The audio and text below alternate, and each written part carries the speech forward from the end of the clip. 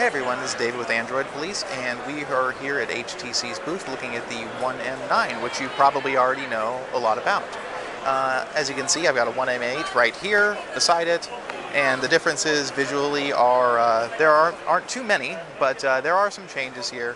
HTC is talking a lot about how there have been minor tweaks to the design. You've got this contrasting band finish here where you've got a gold band on the inside and it's got that polished aluminum look on the outside. Whereas with the old One M8, it was just one big piece of steel or aluminum that wrapped around the whole thing. And with this, it's kind of a two-piece setup. So you've got this step right here, right before the screen. It kind of makes the phone feel a little sharp, honestly, which is more reminiscent of the M7. And it's probably one of the things I actually didn't like about that phone. But HTC says people wanted something that wasn't going to slip as easily out of your hand. So they were going on customer feedback there. Otherwise, you know, the big thing about this phone as far as internal changes, you've got a new camera on the back. It's a 20 megapixel sensor, probably a Sony unit because they're the only ones making them. And on the front, they've actually put the ultra pixel 4 megapixel camera from the One M8, which is nice. So you'll have a pretty powerful front-facing camera as far as light gathering capability, which is usually what people want on a front-facing camera. There's a Snapdragon 810 chipset in here. We'll have to really use it to see what that entails in terms of performance and then the whole overheating debacle with 810 so far and throttling in general. It's not getting hot in my hand here, but I'm not really doing much with it right now. So we'll see. You've got the same boom sound speakers as far as the drivers go and everything, according to HTC.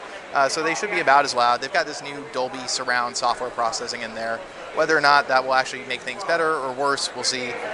It also works on headphones, which probably isn't a good idea for most people. But one of the more controversial things we've seen about the phone so far, you've got the new volume and power buttons here, if we can get in focus, where you've got them stacked almost equidistant from each other.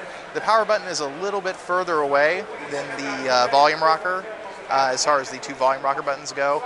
I'm already kind of tripping myself up here hitting the volume rocker instead of the power button. Granted, I do like the side power button placement better than the top because the M9 is a tall phone. It's actually not as tall as the M8 was, though. So it's a few millimeters shorter and a few millimeters narrower, so that makes it significantly easier to hold while having the same screen size. And speaking of the screen, HTC says they've improved the laminating process on the display, or their supplier has, really. So it makes the screen pop a little more. Maybe it gets you slightly better viewing angles. But otherwise, same Super LCD3 technology on the One M8, just with some slight improvements. Nothing huge.